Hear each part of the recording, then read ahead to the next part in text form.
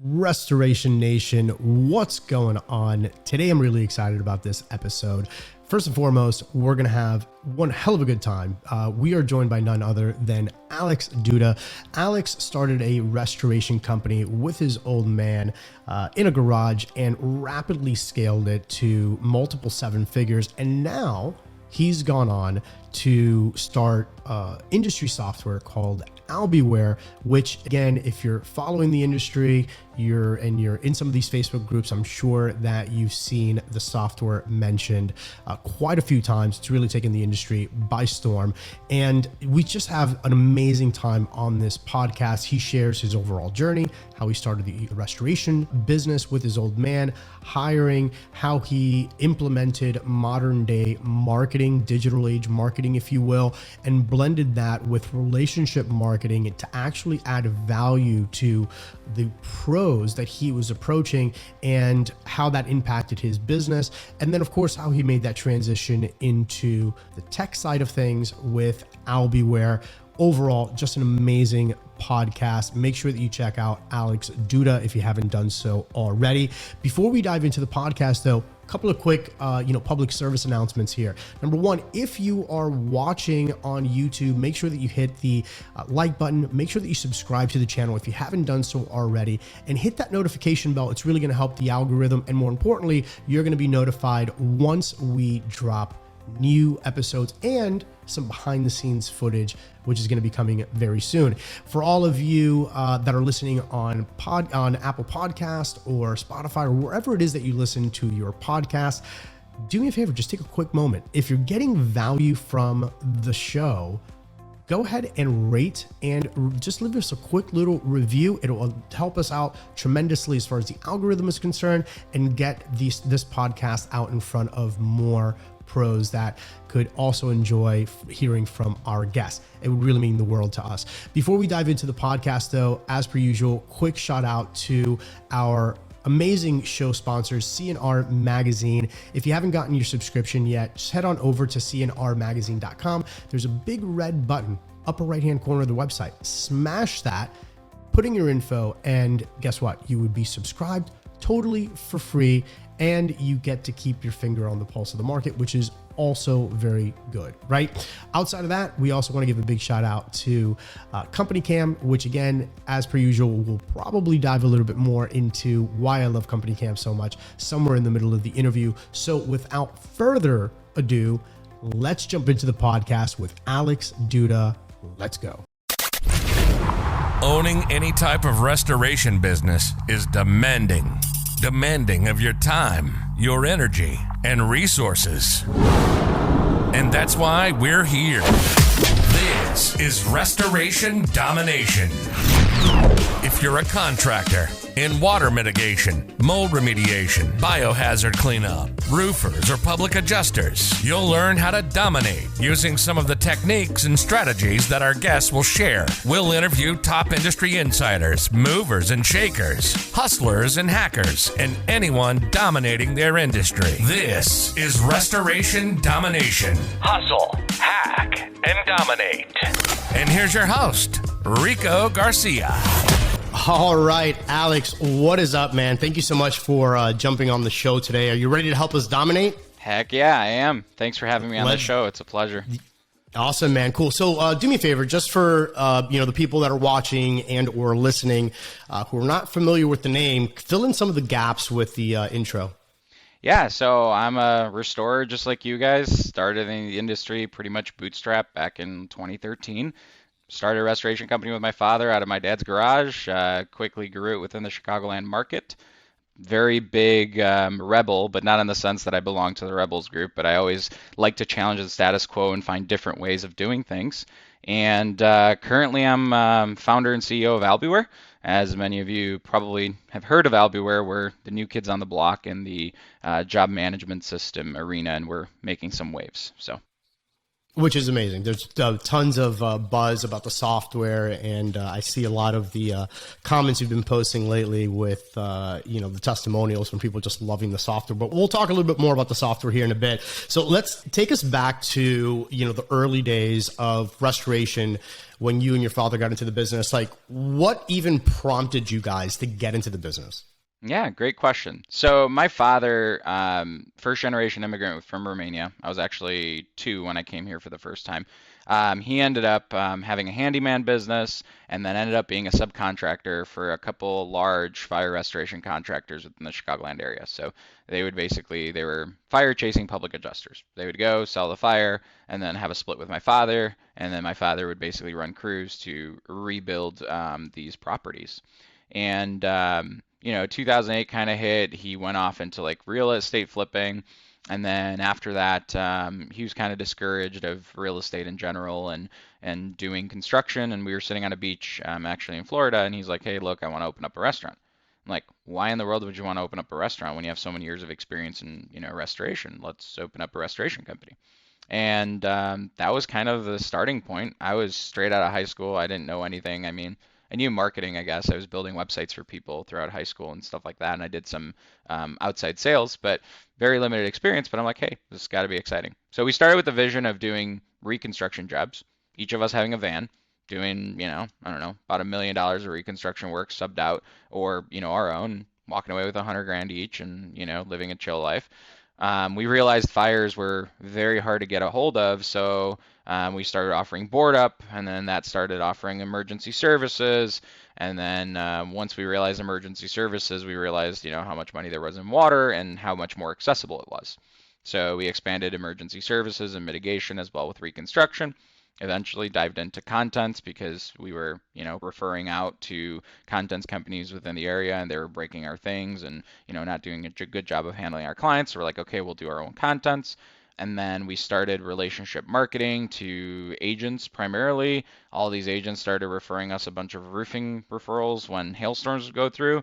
And then we said, okay, we'll start a exteriors division. So throughout these years, I think, we just kind of stumbled upon things and, had that attitude of, okay, we can do this too. Let's learn how to do it properly and let's implement systems to do it. And that's just kind of how we grew. So what did that growth process actually look like the first, let's say 12 months and then from 12 to 24 months? Because typically those are the hardest years of a new business just getting up off the ground, right? I mean, you don't necessarily have all of the equipment that you need. You don't have all the personnel that you need. You don't have all the lead sources in place. You don't have SOPs in place. There's a lot of things that have to take place in the first, 3 years in business. So can you kind of give us a little bit of background? Yeah, it was, I would say the most challenging part of the first years was just how hands-on the both of us as founders had to be within the business. To give you perspective, we did about 1.3 million our first year. So it was a great year. I mean, I think sales and marketing, we never struggled. We always were able to bring the volume in, but then like producing it, we got burnt out really quickly till we realized that, hey, look, we need to build structure. Some lessons that we learned at the beginning, we had guys on 1099s coming with their own vehicles, and then we saw that they weren't reliable because they're 1099 people with their own vehicles. So then kind of structuring that back into, okay, well, there's a torpedo under the water, having these people as employees that shouldn't be employees, we should probably employ them. So then putting everybody on W-2s, starting to invest in vehicles and things like those. And, I'll be honest with you, the first couple of years, we weren't profitable. Everything that we made, we reinvested back into equipment, we reinvested back into our people. Hardest part, probably around the $3 million mark. That's where you can't be on every single job. That's where you have to have other people that you rely on, right? So we got to a point where, our crew chiefs would go see the job in the middle of the night. They would call me, I would give a price. We realized that wasn't scalable because the crew chief didn't want to do the work in the middle of the night, and so on and so forth. So, and we went through those years were all like trial and error, see what works. And then eventually we found our systems in place. We found the positions that we needed. And now, luckily, we have department managers on every department. We know exactly how things run. We have written SOPs. Every employee knows what they're doing to the T. But again, I don't think we would have gotten to this point if it wasn't, hey, what's working, what's not? Let's try this, let's try this, let's try this. So.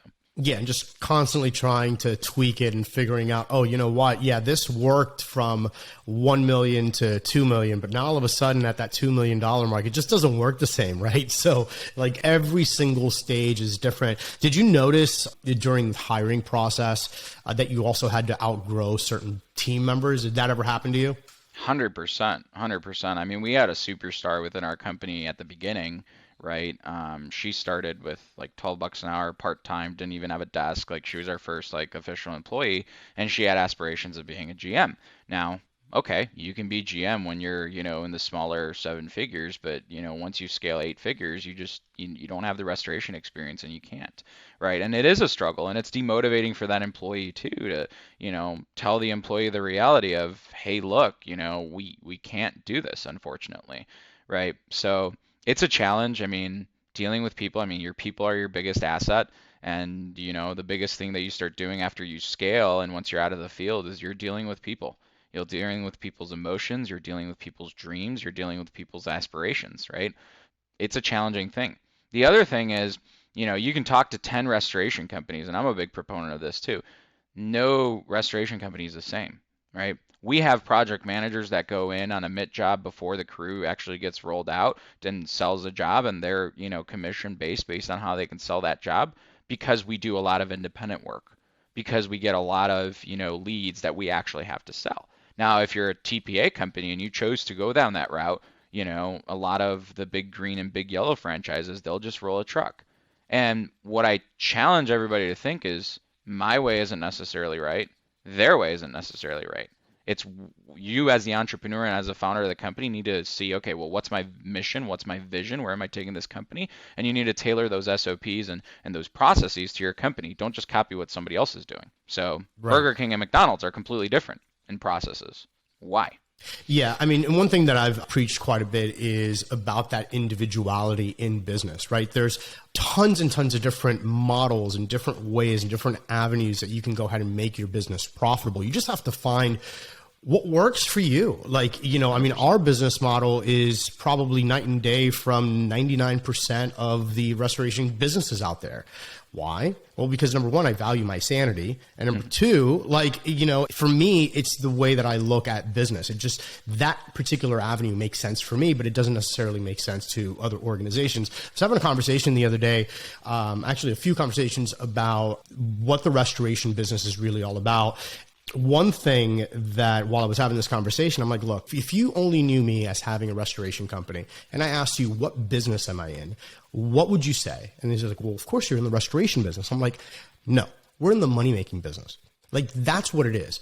And when you put on that lens, what it does is it changes the landscape, right? Because now you start looking at opportunities slightly differently, right? So, and this can be from how you're marketing. This could be like how you're attracting people into your workforce. This could be what other money-making opportunities are you constantly touching, but you're never taking advantage of, right?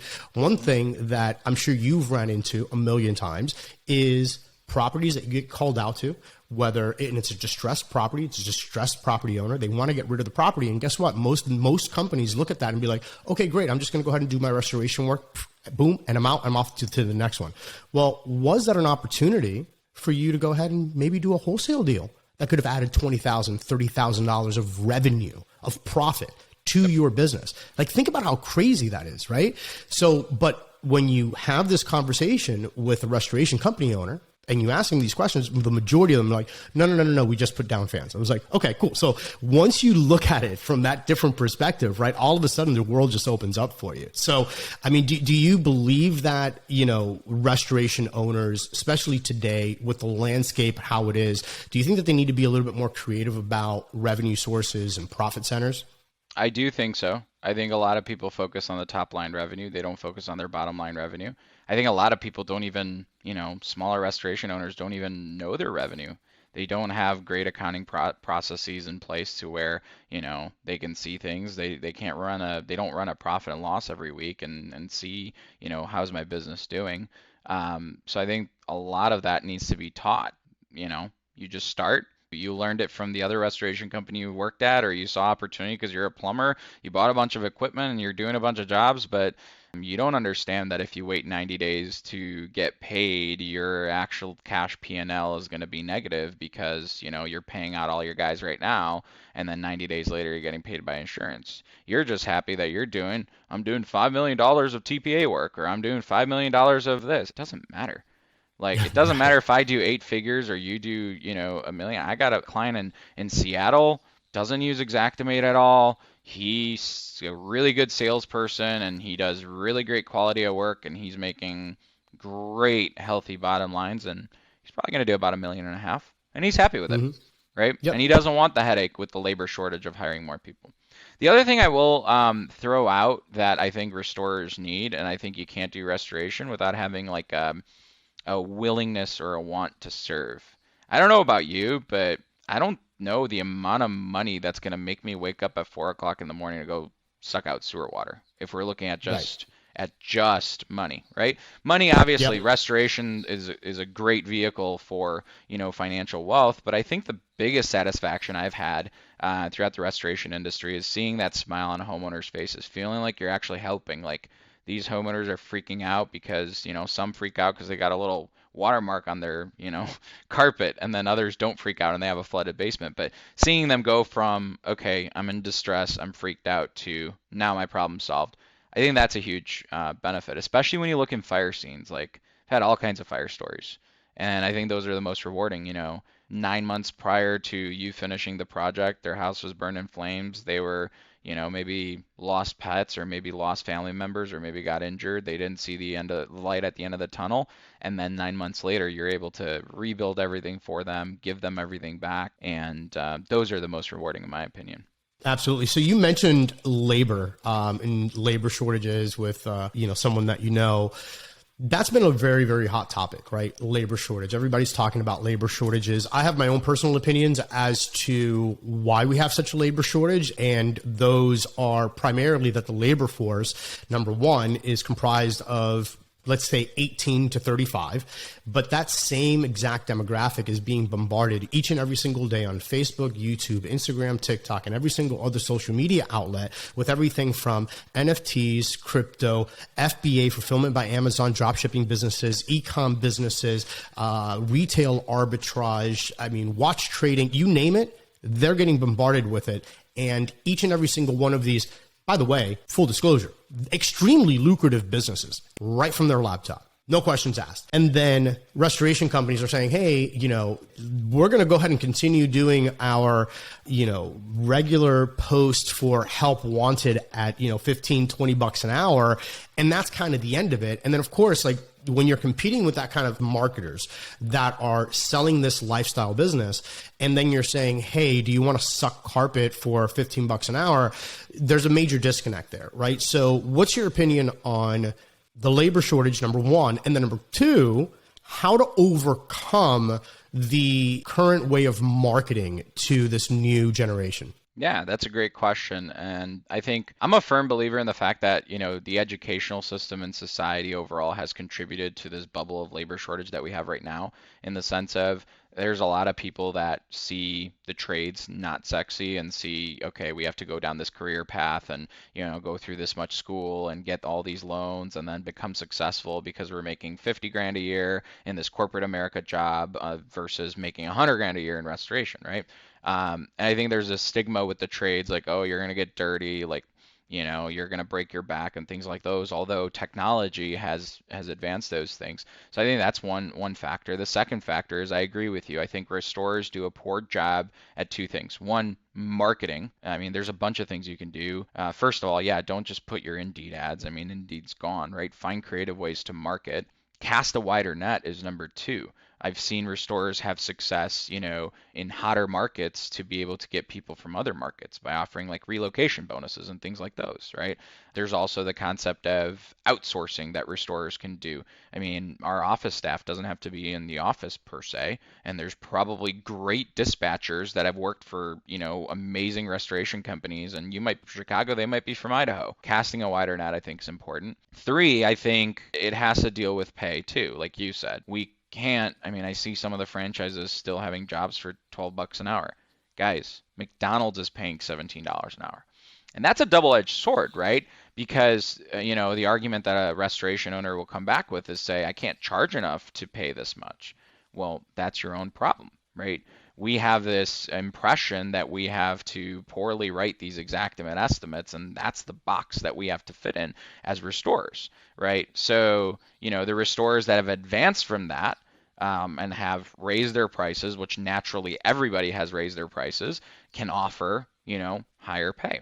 I think another way to offer higher pay is, commission-based or incentive-based pay, where, okay, you can make as much as Amazon, $20 an hour as a crew chief here, but if you produce $1 million a year of revenue, you get this extra bonus, or however you structure it, right, to make it more attractive. So, and then lastly, I don't think restorers are really implementing automation much. And I think there's a lot of things that you can do by implementing technology to help alleviate the pains of the labor shortage. One of them is digital imaging. Matterport is a big proponent, or DocuSketch. We had one guy writing, probably $6 million of estimates, right? And we had the crew chiefs just do the scans, and then he would pump out the mid estimate and the rebuild estimate from the office, right? That was a great way. I would have 3 guys go out to all these properties and measure them by hand and sketch them and write scope sheets to do this thing. So digital imaging is huge. Automated processes, in the sense of if have a job management system that can offer automation, so that way you can automatically email, text the client, automatically send postcards to your plumbers, and even gift cards and things like those.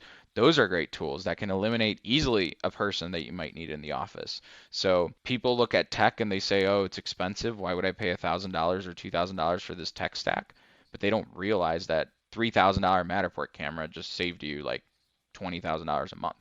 So, yeah. So talking about tech, let's get a little bit more into, Albiware and where you came up with this idea. Was this basically a brainchild of you being in the field, kind of plugging away with the restoration company, and you're like, hey, we need to fill in some gaps here? Like, how did you come up with Albiware? Yeah. So as a restoration company, we went through probably there's like a newer one on the block that we only demoed, but aside from that, all the restoration software that there were out there, right? And we felt that very simple, not a lot of innovation, put together, and then just pay monthly for it, right? And then I started seeing things outside of, restoration that I wanted. Service Titan's a good example, and they said, no, we can't serve you because you're in restoration. I saw 33-mile radius, for example. We were using them at the time, and they had a platform where all the calls were recorded, and you could put in notes into those calls. And I was like, wait a minute, what's the number one way we as restorers get business? A phone call. Okay, right. So a phone call is technically a project, right? Yes. So why not have the ability to have a phone call come into a system, that call be recorded, no projects get lost, and then create a project from that? So there were so many technologies. Bluetooth beacons existed out in the market, but weren't implemented within our industry. So we had a plan to build Bluetooth beacons to do equipment tracking. Then I met Kevin Dooley with Kahi, and I'm like, look, I don't want to deal with hardware. I'm just going to integrate with you. So Albi's mission is to bring this, innovative technology to the restoration industry and make it simple and accessible. And that's what it was from the very beginning. We really had this desire for high-end technology that could all be in one place and, help us run our restoration business. So that's exactly what we did. A restorer can't go, so Twilio is our back-end platform for phone system. A restorer can't go to Twilio and say, hey, look, I want Twilio, right? Because they need developers to build it out and so on and so forth. So right. We built it out within the platform. Yeah. So, I'm assuming that this is constantly being tweaked. It's a nonstop thing, I'm assuming at this point, right? Yeah. I would venture to say we've probably got one of the largest development teams out of all the other software companies. We have 7 developers on board. So, right. And they're always constantly working on the product. We're always coming out with new features, and we want to challenge the status quo, and I say that a lot, people laugh at me, by, bringing innovation to the restoration industry.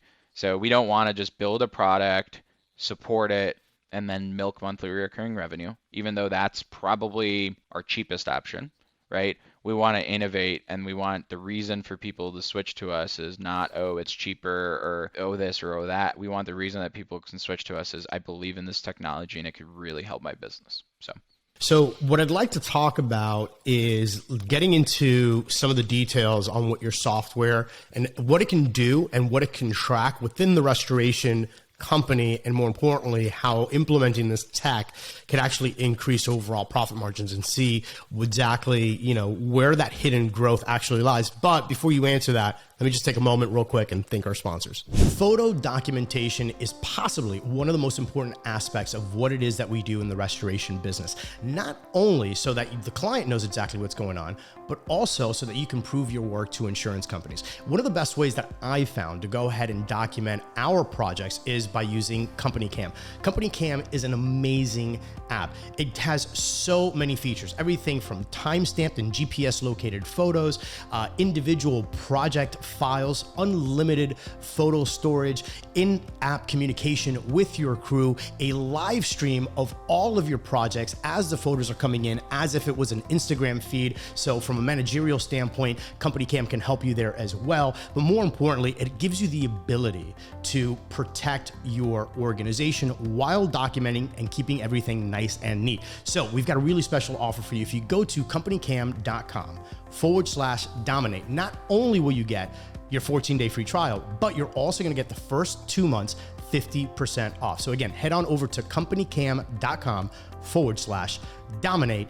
Get the app, and I'm sure you're going to love it. All right, so picking up where we left off, we're talking about the technology and, more importantly, like where the hidden gold is in the organization. So kind of walk us through what Albiware does and how it can pick up potentially some inefficiencies in a restoration company. Yeah, so Albi pretty much handles all the different components that you need to run a restoration company. So we have a full CRM suite where, as you can keep track of your different marketing efforts, your different referral sources. We can see, how many activities your salespeople have done, things like those.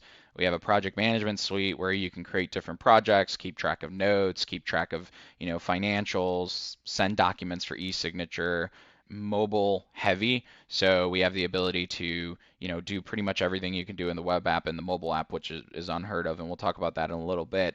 We have moisture mapping capability for those contractors that desire to create moisture maps of their projects and things like those. Equipment tracking, we do barcode scanning and assigning equipment, and then we also integrate with like Kahi, for example, and for those who desire Bluetooth.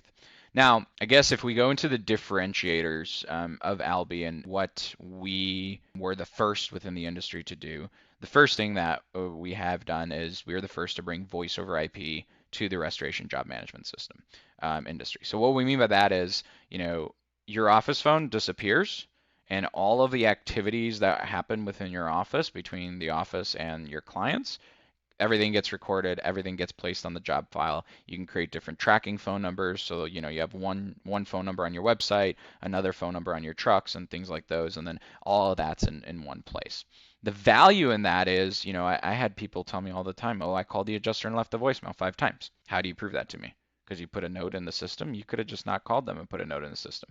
So it boosts, company-wide transparency and accountability. So the second thing that we did is I believe we are the first to bring advanced automation to the restoration industry. So we integrate with over 2,000 different apps, and there's probably tens of thousands of different things you can do with that. And what I mean by that is obviously we've got components like Dash that have automated compliance tasks and things like those, and that's their automation, right? Everything's internal.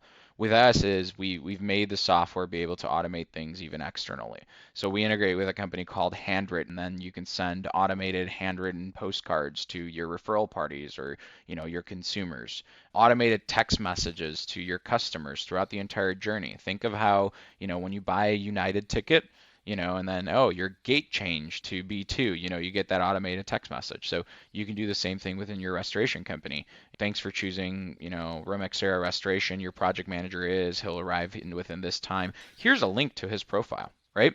And you get that, and then project gets sold and you get a different text message and so on and so forth. Think about how much time that saves you, right? On every single project having to communicate, and it saves you from both ways, because then the customer can't say, oh, you never reached out to me.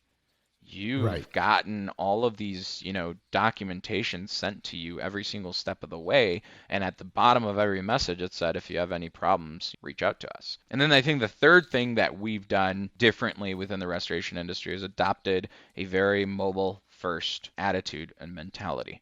We understand that most restorers are doing things from the field, so they don't have this big laptop. And my biggest frustration with other software was I could only do one or two things on the mobile app. Like literally the mobile app had like 3 boxes. With Albi, we focus heavily on having everything available, easily available. So like it takes one click to open up the Google Maps to go to the address. It takes one click to call the client. It takes one click to text the client and email the client. It takes one swipe to activate the camera on that project, and then you don't have to take one picture and hit next and take another picture and hit next. You just take pictures, kind of similar to Company Cam, right? Which we also integrate with. So we focus on just making things super easy, super simple and accessible, but advanced. So those are, and then we do have a BI tool. So you're talking about visibility and seeing different things. I know most other restoration softwares do have certain KPIs, but they're like static, right? They're what, I'm not going to name competitors, but they're what so-and-so thought that KPI should be, right? I think that an important KPI is from time that the project is new to time that the project is lost signed, right? And that's what I'm going to put as a KPI there, but they're static. With our system, they're dynamic. So like you can name your status as whatever you want, and then you can create the KPIs that you want to see. Because again, no two restoration companies are the same. One restoration company might need to have waiting for adjuster approval as a status, and they might need to measure the dates between new to waiting for adjuster approval because they're a TPA. Our restoration company is going to say, we don't need waiting for adjuster approval. We don't wait for an adjuster approval, right? So that's kind of what makes Albi different, and I think that's why we've adopted so many users in such a short period of time. And as you see in the groups, we've got a lot of evangelists that live and breathe by it. So I'm really excited by that. It makes me as a founder proud, and it makes me feel like, hey, all these blood, sweat, and tears were worth something. So. Yeah, I mean, when you pour your heart and soul into a project and you start getting the feedback and people are just like, saying, wow, how amazing is this? I mean, that's got to be a really good feeling to know that you put together this software that's really like impacting their businesses. What do you think is the biggest hurdle with the restoration industry adopting, just new technology, just new way of doing things, whether that's marketing, whether that's, technology that can improve their business. Like we were talking off camera a little bit about how it just seems like the restoration niche is always like the last one to finally catch up with the times. Why do you think that is? I think that restorers believe that they need to be able to do what they want to achieve, as opposed to they need to be able to build a strategy. What I mean by that is you don't need to know how to build automation workflows to desire and buy into automation within the restoration company. I've exited out of the restoration company. My dad still is pretty much full-time involved there. He bought into automation. He doesn't know how to build it. But the fact that, hey, automated text messages and emails make sense for a restoration company, let's do it. And then, hey, I'll delegate somebody else to do it, but hey, I want this, right? That's what I think restorers struggle with. So another example is, like we were talking about SEO and PPC, right? Restorers believe that they need to be SEO and PPC gurus, and they need to know how to manipulate the AdWords campaigns and all of that to be able to successfully run these things, right? And then they say, I'm not like that. I'm not a technologically savvy guy. I'm not going to go into that. No, you just need to have the ability to strategize. The way we overcome these things is we're very hands-on at Albi. So we have an automations package where you get a dedicated person that builds your automations out, your account manager, right? So we assign an expert to your account, and you just need to strategize. You just need to have buy-in from your team that it makes sense, and then you have a person to delegate to do those things. I think that's where it's at. I think getting buy-in and learning the concept is all that restorers need to do to say, okay, we're going to do this. I mean, what do you say to the people that have been using, outdated software, or they've just been doing it the same way for the past 10 years and they've got a decent sized organization? I mean, adopting new software, sometimes it's like this big hurdle for people, right? Because now all of a sudden you got to get your team on board and all of this stuff. Like, what's kind of like your elevator, quote unquote, pitch to these individuals?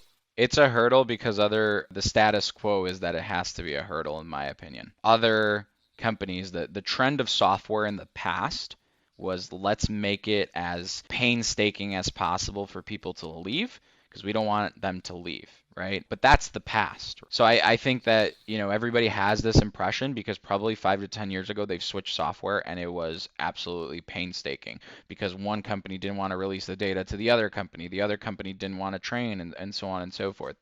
We have gotten the large restoration companies up and running within a week on Nice. Simplicity of the software is another thing. Like, a software I've logged into one of my competitors and I didn't know where to go to just find my jobs to do a data transfer. So like, software just needs to be so simple to where like you log in, it's like, oh, there's projects. Oh, yeah, let me open up a project. An intuitive interface is a big because you can have the super powerhouse software, but if you can't find, what you're looking for, or you have to go through 10 different steps in order to get to that one thing that you're looking for, all of a sudden, like, your employees don't want to do it. You as an owner, you've got a million other things on your mind.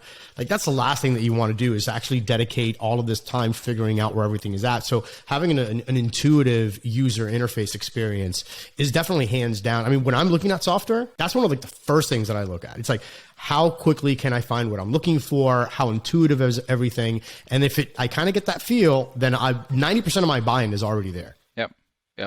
Look at, QuickBooks, for example, and how easy they make it with, syncing up the bank accounts, and then, oh, was this transaction for this or whatever. So for like small businesses, that's very important. And I feel like none of restoration software really focused on UI. Why? Because it's expensive. Why should I hire a $100,000 a year, UI UX person when restorers don't need that, right? So that's the thing. What you need to understand about software, and I'm not blaming these companies by any means, is it costs a lot. It's not like restoration.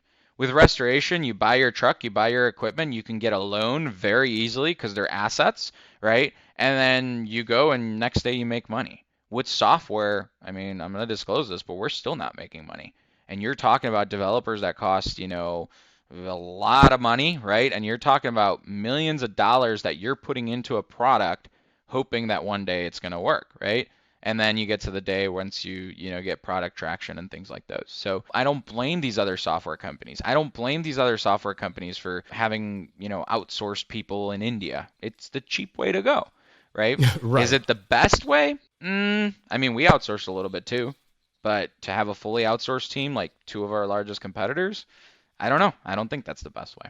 Right. So if someone wants to go ahead and take a dive into the software, where would they go to go ahead and check it out? They can go to Albiware, the website, albiware.com, and they can, basically see all the information there. And then they have two options. They can book a demo where an account executive is going to meet with them and talk about their challenges and how we can help solve their challenges, or they can sign up for a free trial and just kind of play around.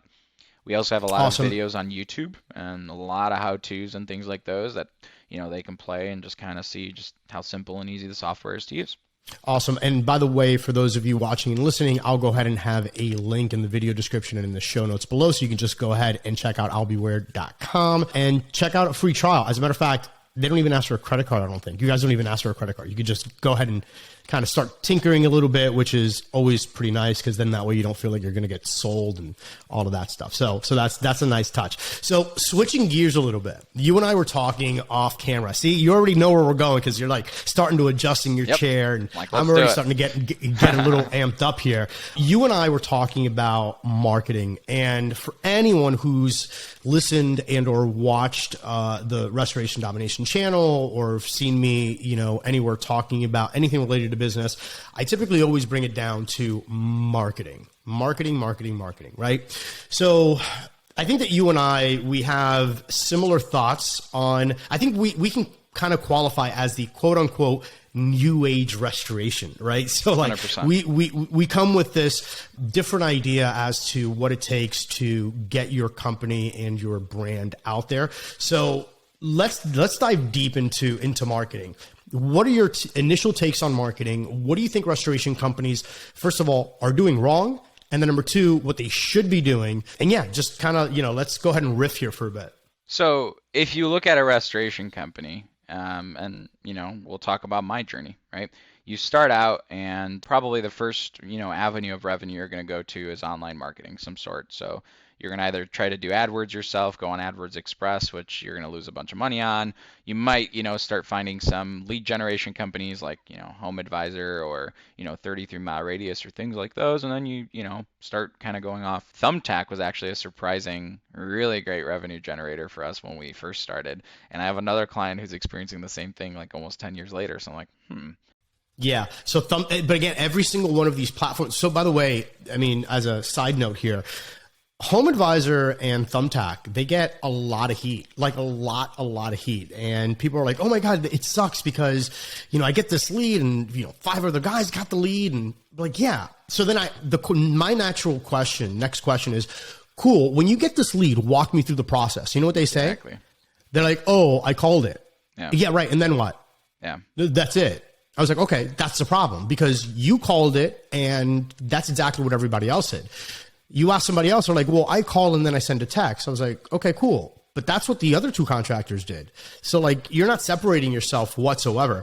But none of these platforms in and of itself are absolutely horrendous. I don't think you should have all your eggs in any one of these baskets, but you also got to understand that there is a certain portion of the buying populace that are only going to go to Home Advisor. They're only going to go to, Google Guarantee. They're only going to go to Thumbtack. But what you need to do is figure out that platform and then how you can go ahead and separate yourself from your competition in that platform. So one thing that I've talked a lot about with Home Advisor, there was a time when we were spending stupid money on Home Advisor. I'm talking about ridiculous money on Home Advisor. As a matter of fact, we had our entire area like maxed out. Like if I wanted to go ahead and spend more money, like I couldn't even spend more money. And people were like, oh my God, like I'm on Home Advisor. People right in my backyard. I'm on Home Advisor. I'm not making any money. I'm like, all right, cool. That's on you. But what I would do is I would call, I would text, and then I had an automation set up that would send either a daytime video or a nighttime video, right? Saying, hey, so-and-so, like you just go ahead and reached out. Da-da-da. Now, I would get text messages back from these clients and be like, oh my God, I got so many calls, but you were like the only one that's it. 90% of success is just showing up. Yep. You got to find the way to show up, right? Yeah. So that's my little tangent on the Home Advisor and Thumbtack. I don't necessarily think that they're bad. You just got to figure out the platform. No, and so many people hate on 33-mile radius because I got so many calls and, so on and so forth, and it was a missed call and they billed me for it. Well, yeah, that's in the terms and conditions. Don't sign up for a platform when you can't. I mean, I think we had 264 jobs last year from 33-mile radius. Like, it was ridiculous. It was awesome. But, like, we learn how to answer those leads and how to screen them. And, they tell you up front the 4 qualifications. So make sure you do those 4 qualifications on that recorded phone call and put in a note and dispute it. So, yeah, any platform you're going to use, you need to master the platform and just learn how it works. With Thumbtack, one of the things I did, and this is the last little tangent, I would have, like, pre-templatized like notes, right? And I kept on tweaking them until it works. I sold a fire off of Thumbtack. I sold I think probably $150,000, $200,000 fire off of Thumbtack. Like, and yeah, people trickle there. But anyway, back to restoration marketing. So we're doing these things and then we keep growing and we want to keep growing. We start contemplating over TPAs. Been there, done that. Till you get that big pamphlet of all the things you have to do to qualify for TPAs and all the things you have to do with the loss. And you're like, okay, I'm going to put this on the fire. And then you have to get creative with things. And what better way to get creative with marketing than to look at other industries? Because again, probably, there's a big trend with relationship marketing right now. And probably, I don't know, maybe 50% of restoration contractors relationship marketing. Of that 50%, I can't tell you how many people I've seen, they'll go relationship marketing and they'll just go and bring this big box of goodies and then just drop it on that agent's desk or on that plumber's desk and then just walk away. I've actually had a relationship marketer come in my office. I was on the phone. He's like, oh, I don't want to bother you. Here's this pen, and then walked away. Like, what value did you bring, right? And then there's a percentage of people that understand, okay, well, we want to bring value to these people. And, a very, very small percentage, I think, master that. But I think the one thing that exists in outside industries that doesn't exist within restoration is digital inbound B2B marketing. Okay, and I know you have your take on it, I have my take on it, but what if in between every single route stop, all these plumbers and agents would start seeing you on Facebook, they start seeing you on LinkedIn, they start seeing you on YouTube, right? What if an agent within your market saw a value add handout, like what about an ebook? And that ebook was about the claims process and how you as an agent can lower your claims ratio, because that's a big pain point for you. And they signed up, they gave their name, their email address, their phone number, and they downloaded this piece of content. Then they read through that, they're like, holy cow, this is absolute genius. And then the next day your marketer calls them up. How many times has a marketer walked in a door and gotten that door slammed? I don't want a salesperson here. Well, it's a much warmer call when they've already read a piece of content about you and they've already got an impression. So if you leverage digital marketing properly, you're able to actually attract these B2B referral sources to you, right? You can do the same thing with plumbers. You can do the same thing with property managers, right? And again, you're just conveying that value back to them. So can you give us some tactical, just a couple of examples of something tactical that someone who's watching and or listening right now can literally like get off this podcast and jump in front of the computer and start putting something together? Like what would be something super tactical, fairly low barrier that someone can go ahead and start implementing as a strategy? All right. You tell me if this is too complex, right? But everybody should have probably a WordPress website or somebody that's managing their website, right? Write an article that is a value add to an agent, okay? And the way you write that article is, here's some ideas. Sump pump failures versus ejector pump failures. What's the difference in coverage, right? 5 top reasons how you can lower your claims ratio by partnering with a restoration contractor. Write those 2 articles, right? They don't have to be long, just write something, right? Right now I see people going with physical paper, right? Go to that agent's office when you meet them, when your marketer meets with them, and then send them an email with that article. In the meantime, you're going to go to your website and install what's called a Facebook pixel.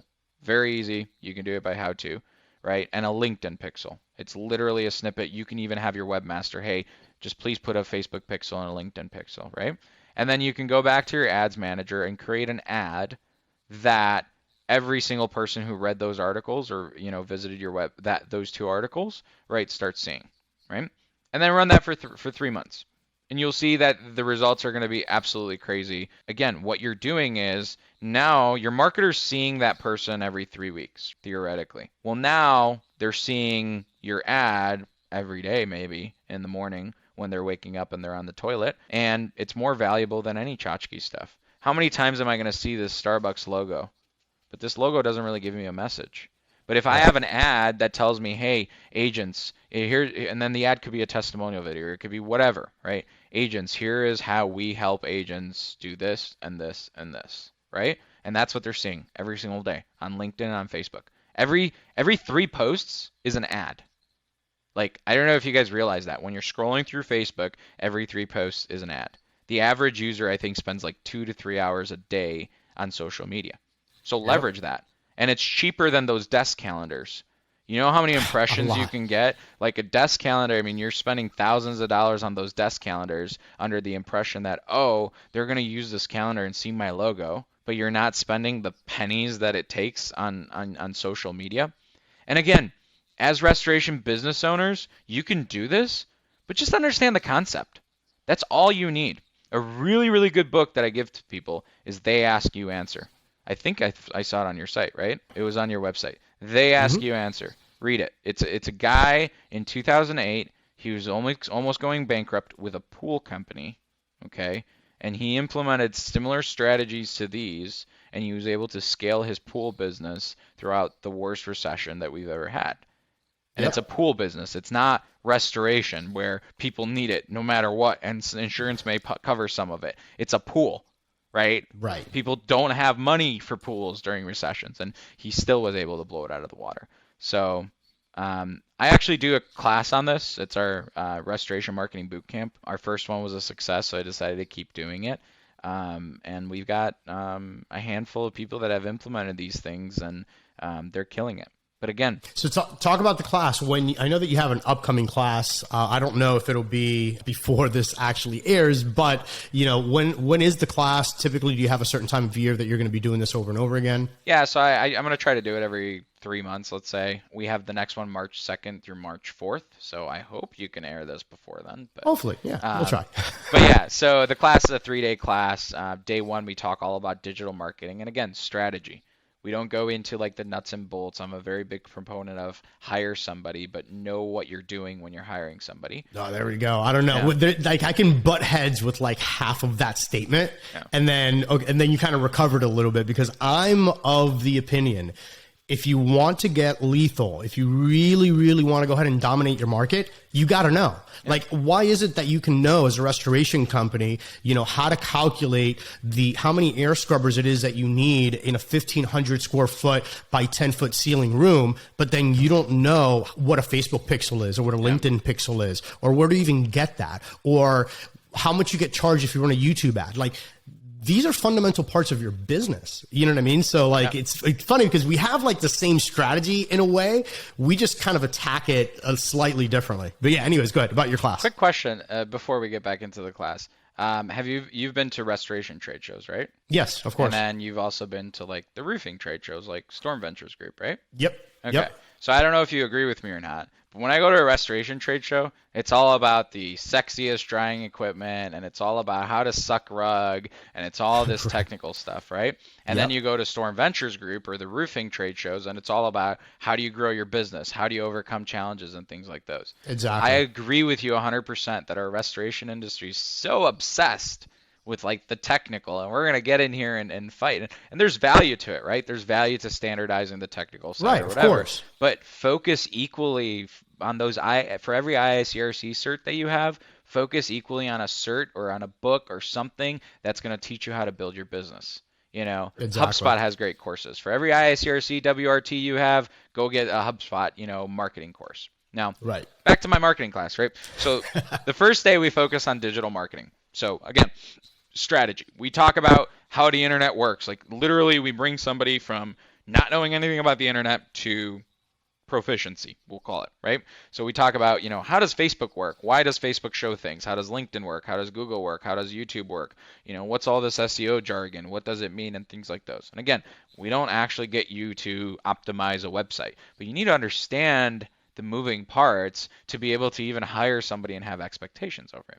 Day 2, we go over relationship marketing. So we talk all about relationship marketing. We talk about plumbers, agents, so on and so forth, best practices, how to get lists, how to, compartmentalize lists, how often you should be going to people, things like those. And then day 3, we basically bring it all together, and then we create a sales and marketing plan that, our students can actually walk out with. So then they know, hey, look, all right, here's my budget and here's what I'm going to do, right? Now, I agree with you, and I know we were talking earlier, I think that part of marketing needs to be done in-house. I think that every restoration contractor needs to get to the point, especially if they want to grow and scale, to where they have, an in-house marketing team or your people responsible for marketing. I also think that especially when it comes to content, it's almost like creating this culture to where people within the company are encouraged to produce content. And the reason is, and we were talking about that, you hire an SEO company, they're an SEO company. They know nothing about restoration. They know nothing about your audience, right? So I can't have a restoration company who has or an SEO company who has a content writer write me a blog post about the top 5 things that agents should do when they partner with a restoration company. That needs to come from me. That needs to come from, the expert, right? So you need to establish a system if you want to be successful at marketing, in my opinion, to which you within your company are able to produce these things, and then you do hire outsourced, the coders, the Google AdWords specialists, the all that stuff that you can't do in today's for a lot of the age. technical stuff, right? It's like, for example, like when you start, especially once you start building out some pretty complex campaigns, and you've got all of these different tags and remarketing and snippets of code, for example, even using like a Google Tags Manager, sometimes all of those triggers and tags can start getting complicated. If you you can go to Fiverr.com and find, somebody for like $30. As long as you give them the strategy and what exactly it is that you want to track, within an hour, they'll just go ahead and knock it out, and you're on your merry way. But at least you had an understanding of the strategy and how it works. Yeah. And back to the strategy, I think what a lot of restorers don't do is they'll just go in and copy somebody else's messaging, right? I think messaging is very important. I think, what do you convey? Why are you different? Why should the person reading, whether it's your website or your Facebook post or looking at your logo even care? And a lot of people say the same thing, IICRC certified technicians, blah, blah, blah, blah, blah, blah, blah, right? But like, I had a client that their name was Bionic. They're still a client of Albi. And the CEO of Bionic sits and says, Alex, you know what Bionic stands for? I'm like, no. It's like, believe it or not, I care. So it's like, okay, well, we'll take that Why doesn't the market know that? Yeah, have the Right. market know that, right? Every single time you do something, right, that should be the messaging, right? So look, insurance agent, here's this article, and then at the end or throughout the article, that messaging is going out there. And a lot of like, we didn't have our mission till year number 3 when we went to a Violan business planning retreat, and they literally sat us down, and it was that was probably the most challenging thing that I've done within restoration, is sitting there with my father 3 years into the business. We're doing millions of dollars of revenue, and we're sitting there and asking ourselves, why in the world are we doing this? Right. What's our mission? What's our core values? What's our future vision? And that was so hard. We spent the entire planning retreat, which is probably, 5 hours a day, 3 days, 15 hours, I guess, and then nights afterwards, just trying to iron that out. And a lot of restorers don't have that.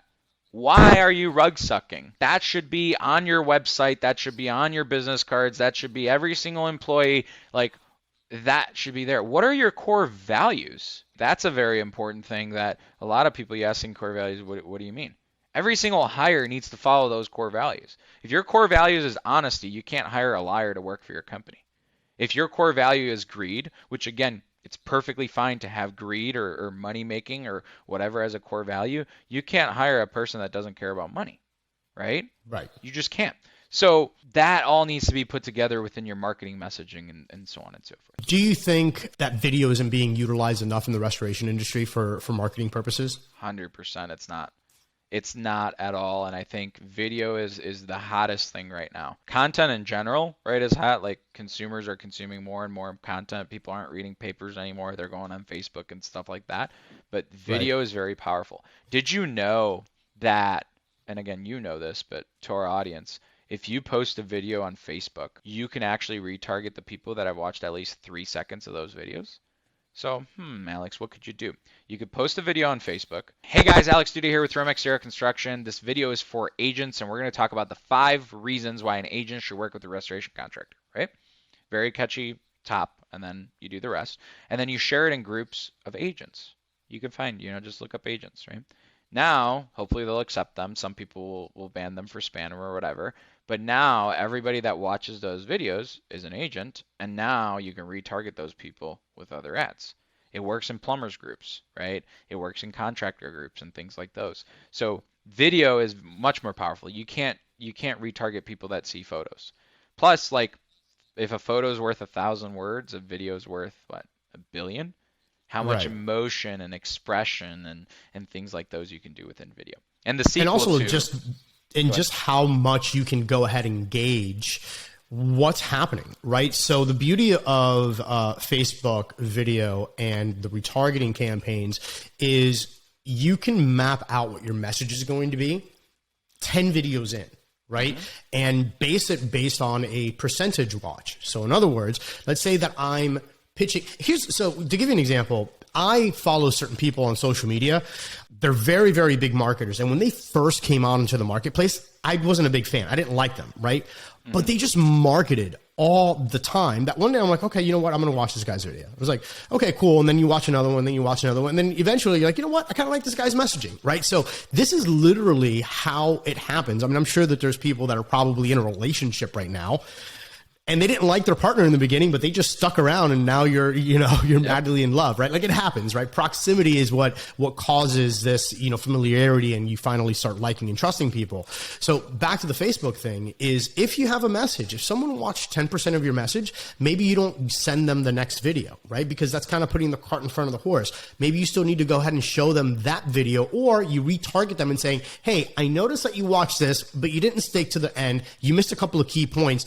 Let me go ahead and share them with you right now. Well, now what you're doing is, and this is why it's so powerful, you're having a conversation. It's a one-way conversation, but you're having a conversation nonetheless. And as the person on this end, if I'm an insurance agent or if I'm a roofer or whatever it is, that whoever it is that I'm quote unquote trying to pitch, well, now I'm like, oh, yeah, you're right. You know what? I did see this guy. I didn't finish listening to the message. What were the 3 big takeaways that I missed? right? So once they get to there, then you can get them to the next stage, next stage, next stage. And that's the beauty, right? So video for some reason is still like this taboo thing.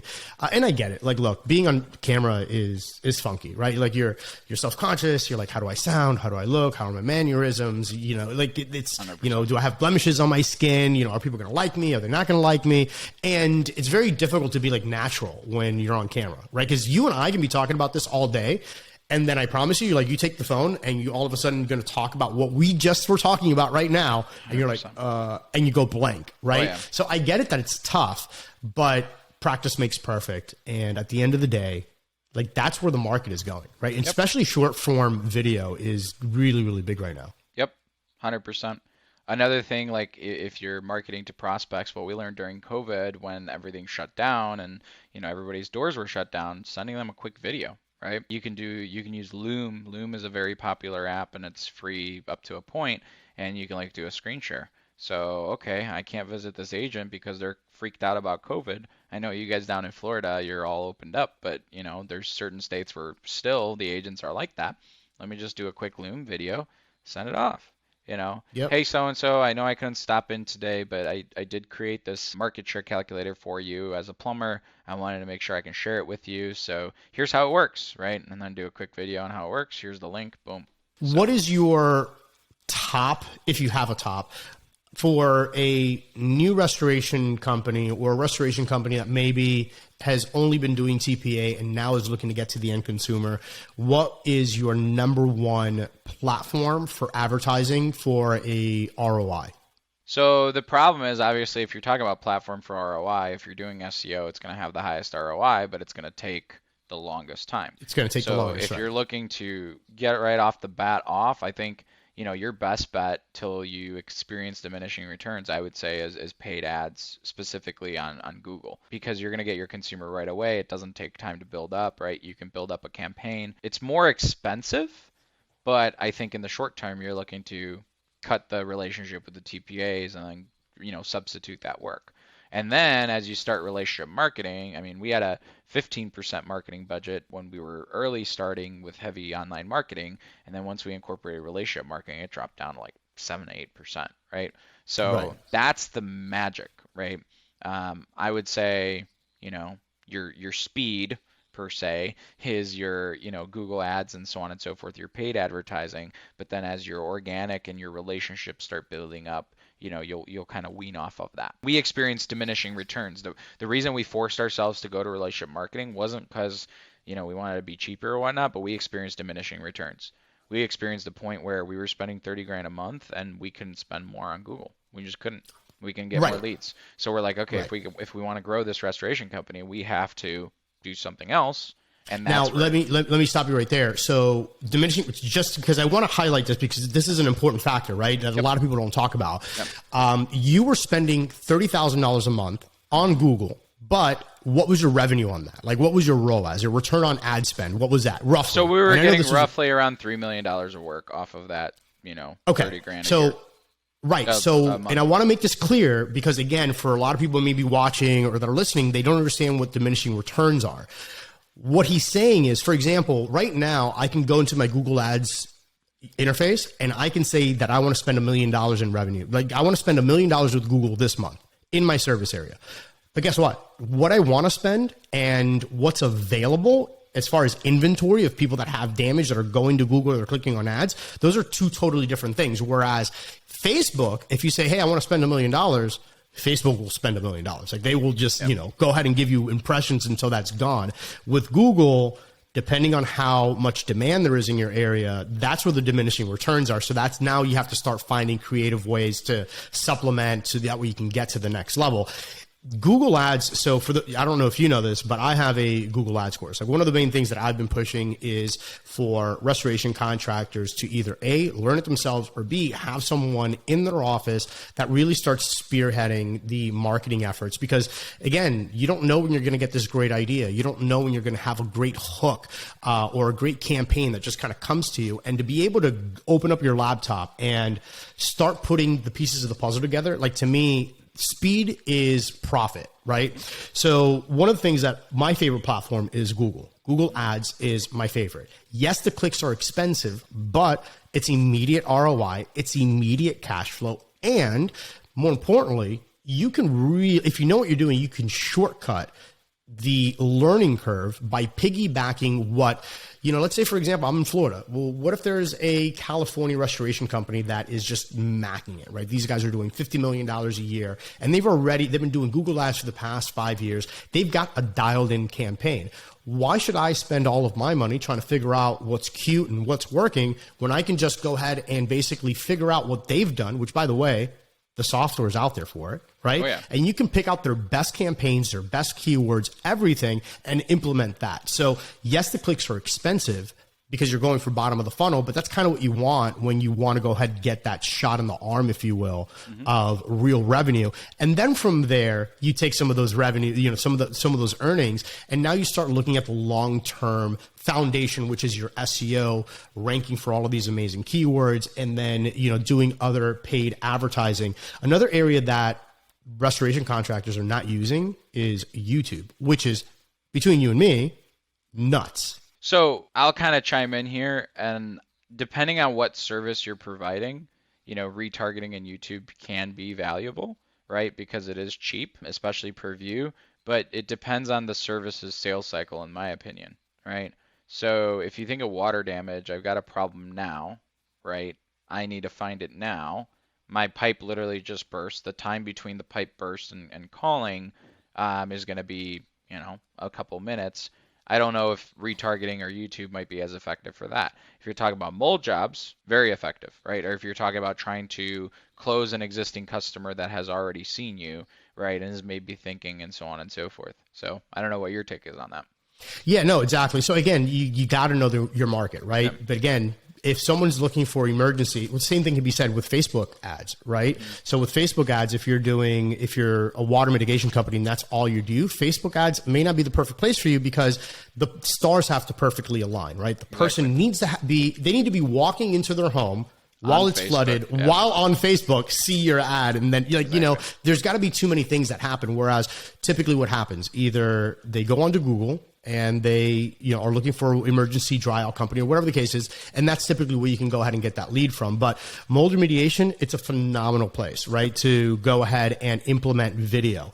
And also for targeting pros, right? Like if you want to get in front of agents, oh yeah. Like if you want to get in front of agents, you can go to YouTube. If you want to get in front of plumbers, go to YouTube. Like those areas, if you want to get in front of like any profession that you want, YouTube is a great medium for that. And here's the big takeaway. It's free for the most part.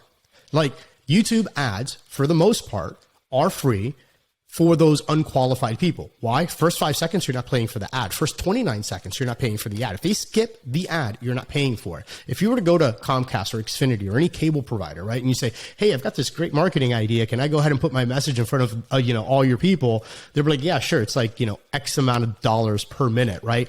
But with YouTube, if you do that quick little intro, and you're disqualifying people that just don't resonate with you and they hit that skip, perfect. But the people that then you're paying for, which by the way is still really cheap, 8, 9, 10 cents, 11 cents sometimes even cheaper. Now you get to go ahead and have that relationship built for pennies, which is just absolutely amazing. People pay for billboards still, right? And I've seen restoration contractors still having billboards, and you're paying like, $7 to $10 grand a month. I don't know, depending on your market. Here, that's how it is. And I don't get that. Why not pay social? I mean, with 10 grand a month social, and if you're heavily targeted, every single agent will know about you in your area. Yeah, well, here's another thing. Here's another thing. If you want to piss somebody off that has a billboard and they're like a big competitor, go to their website, take that URL, put it in Google, and then you do a YouTube ad to anybody who visits that webpage. Ooh, like... Yeah. And that's the beauty of Google Ads and using that platform as a medium, because there's so much data out there that if you know what to do, again, so I think that all of this, when on the marketing side, it's really just the industry hasn't had to evolve because it's been all TPA work, right? Yep. So when you're being spoon-fed money, like it really doesn't matter. You know what I mean? Yep. And I think awesome. as we learn to market better and get better work, the industry is going to change, right? As we get more homeowners hiring us, less TPAs, now we've got more leverage to say, look, this is who we should be. So. Exactly. So if people want to get in contact with you, where do they find you? Social media, LinkedIn, where do they go? All over. So you can find me on Facebook. You can find me on social media. You can email me directly, alex@albiware.com. I give that out all the time. So I'm very happy to help as many people as possible. And the more restorers I can impact, the better. So typically I ask all of my guests top book recommendations. So do you have a top 3 that you would say every entrepreneur needs to read, or books that have really impacted your life? If you had to pick 3, what would those be? They Ask You Answer, number 1. The Great Game of Business, number 2. And then I would probably say Extreme Ownership, number 3. Amazing books, by the way. Yeah. All great titles. Well, Restoration Nation, I hope that you enjoyed our boy here, Alex Duta, Albiware. Make sure that you check him out. Give him a quick holler on LinkedIn. And also, just check out the software. I mean, if that seems like the natural evolution for you and your business, and you want to go ahead and have simplified software that is a powerhouse, check him out. You know, maybe it's a good fit for you. So, and Alex, again, man, thank you so much. And I will catch you guys on the next one. You've been listening to Restoration Domination, interviewing the restoration business's top industry insiders, the movers and shakers, the hustlers and hackers. We hope you've gotten some useful and practical information from the show. Make sure to like, rate, and review. Hook up with us on Instagram and subscribe to our YouTube channel at Restoration Domination to catch video interviews, highlights, and behind-the-scenes content. And follow your host at Rico Garcia Jr. Till next time, this is Restoration Domination. Hustle, hack, dominate.